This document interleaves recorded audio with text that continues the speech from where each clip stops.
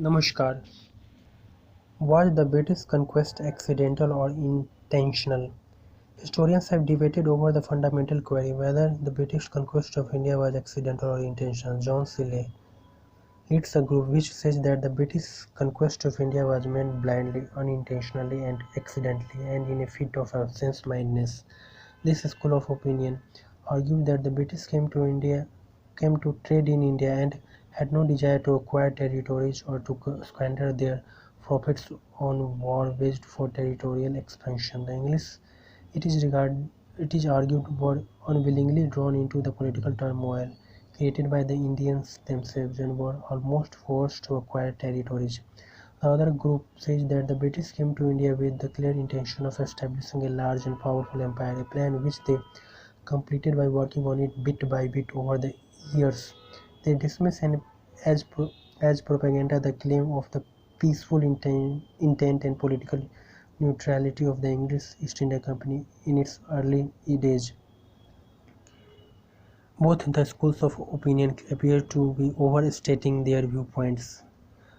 Initially, perhaps the company officials started acquiring territory just to promote and protect their territorial interests, especially when they saw how factionalized the political situation was. They came to realize how easily they could pit one local ruler against another and began to interfere in local politics and in the process acquired territories. But later on, the British politicians back in Britain and the administrators sent by them to India worked on a clear desire and plan to acquire territories and establish an empire. The enormous profits from the trade in the East, notably India, attracted the English traders, the company, as it did other Europeans. A desire for quick profits, personal ambitions of individuals, planned avarice, and effects of political developments in Europe were some of the factors that made the British increase their political clout in India.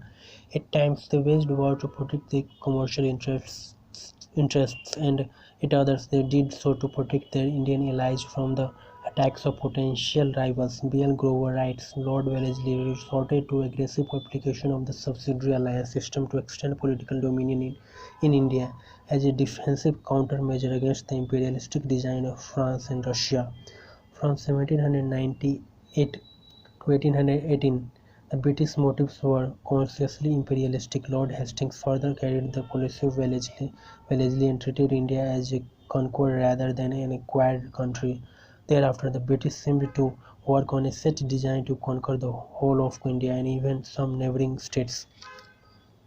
Our acquisition of India was made blindly. Nothing great that has ever been done by Englishmen was done so unintentionally and so accidentally as the conquest of India. John Seeley.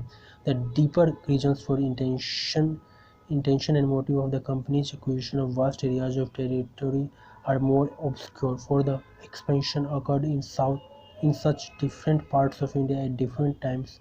In each particular situation, the precise British interests at stake varied, and the perceived danger to them, as did the relative weight in decision-making of different British groups concerned in Indian affairs. Judith Brown. धन्यवाद. Thank you so much.